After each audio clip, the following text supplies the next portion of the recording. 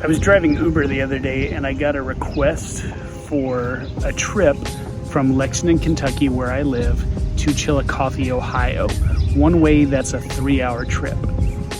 I accepted it because money, but I have to be honest, on the way to pick up the guy, I was a little nervous because, it's 3 hours in a car with a stranger. What if he's a sociopath, or what if he has BO? But I'm happy to report neither of those things were true. The guy was really, really nice. We had really good conversation the whole way there. For the sake of this video, let's call him Rick. But Rick had just turned 40. And like I said, we had really good conversations for about 2 hours. And then about an hour towards the end of the trip, he said, you know what, I'm gonna check out for a minute and do some stuff on my phone. And I said, that's cool, do your thing. And so he looked at his phone for a while and I drove, and after a few minutes, he started crying. And not just like a little tear trickling down his face, I mean crying pretty hard. Not quite sobbing, but almost. When I heard him crying, I became alarmed. I was like, hey, are you okay? Is everything all right?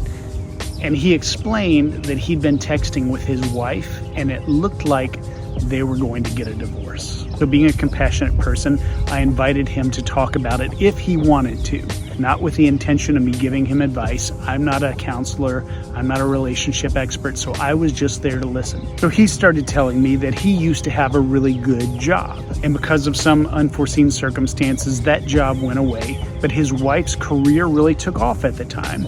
So he decided she would be the breadwinner for a while. He decided he would be kind of support at home. He would take care of the kids, he would manage the household, that sort of thing. And in his mind, that was a fair trade. And I have to say, in my mind, it's a fair trade. When you have a family, there are certain responsibilities. One of those responsibilities is providing the needed resources. And the other responsibility is just kind of caretaking and making sure everybody's okay and everything's running the way it's supposed to. And some people believe in gender roles, and some people believe one sex is better suited towards one thing and the other is better suited toward the other. And those people may be able to make good arguments for that. I'm not here to really talk about that sort of thing. I'm just saying that in Rick's mind, because his job had disappeared, this was an opportunity for him to continue to carry his weight by taking care of the home stuff. After he started taking care of the home stuff, though, eventually his wife came to him and started talking about the divorce. She said she wasn't feeling the way she used to. Her feelings were changing. She wasn't sure if she was getting what she needed from the relationship anymore. And so Rick interpreted this as the role reversal being the problem. So he went out and he found another job, assuming that when he was back in the breadwinner position, it would fix things. It didn't fix things. Now, his wife wasn't in the car with us. I don't know anything about her. I don't know what kind of baggage she has. I don't know what kind of history she has. So I'm not going to suggest anything about how Rick could have fixed this. But as I was listening, it did occur to me, I know what Rick needs to do next. Now, I didn't tell him because he didn't ask. He wasn't looking at me for advice. But because of who I am and what I believe, I feel like I knew what the next logical step for him needed to be. He needed to find and follow his bliss. And I know you're like, oh, of course, here we go. Here's where it starts. Following your bliss is all Patch thinks matters. Maybe. Here's what I mean when I say follow your bliss in this instance, and why I think it was what he needed. Rick had kind of confined himself to two potential roles in life: the breadwinner for his family or the caretaker for his family. And please, don't misunderstand me. Both of those things are necessary. If you start a family, you have to provide for them. You have to nurture them. Doesn't matter if you're a man or a woman, if you're in a couple, those things have to be done. They are important. But they are not the only two things required of you in life. Rick had made the mistake of tying up his identity into his family.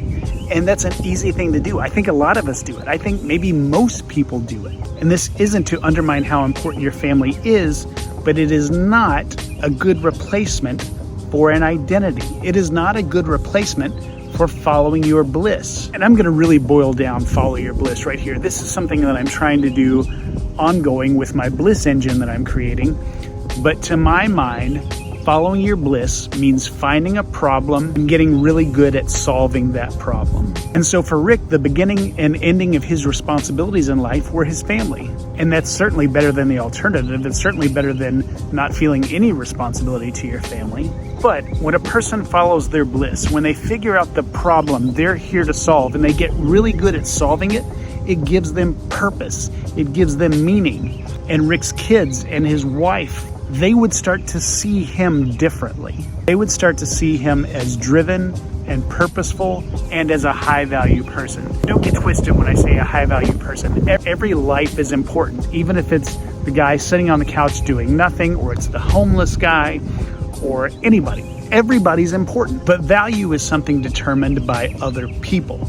And so to become high value, you need to become useful to other people. So I would suggest all the people in your life that see you as high value, that means they want you to be around them. They like you to be around them. And whether they know it or not, whether they can express it or not, whether you know it or not, they want you to be around because you solve a problem for them, even if that problem is just making them feel loved. And so I'm not saying if Rick had found a problem to solve and got really good at solving it, that it would have saved his marriage. Like I said, I don't know anything about his wife. Who knows what she was bringing to all of this? But what it would have done, whether his marriage survived or whether he had to start over, it would have given him a baseline purpose that would have carried him through any future situations. If he has a great career and it ends, he still has a purpose. If he has a marriage and it ends, he still has a purpose. If God forbid something happened to his kid, he would still have a reason to get up in the morning. As hard as it might be, as much of a struggle as it might be to make sense of life after losing something so important to you, you would at least have a little bit of something to hold on to. And that's why I think it's so important to find and follow your bliss. And I realize follow your bliss is language that resonates with me because I'm into Joseph Campbell. So I'm going to continue to simplify it for you. Find a problem and get really good at solving it. That's all finding and following your bliss is. And the problem can be anything. If you are a really good painter, then problem you solve is inspiring people. If you're a really good actor, the problem you solve is entertaining people. To allow for your definition of problem to be really broad, because it is really broad, and solving those problems is really broad. But so anyway, that's the story of the guy getting in my Uber and crying. I don't know how he would ever find this, but if he did, Rick, I'm sorry that I didn't say these things to you at the time. As an Uber driver, it's sometimes hard to figure out what your role in people's lives are. Because to some people, you're just there to drive the car. You're a prop.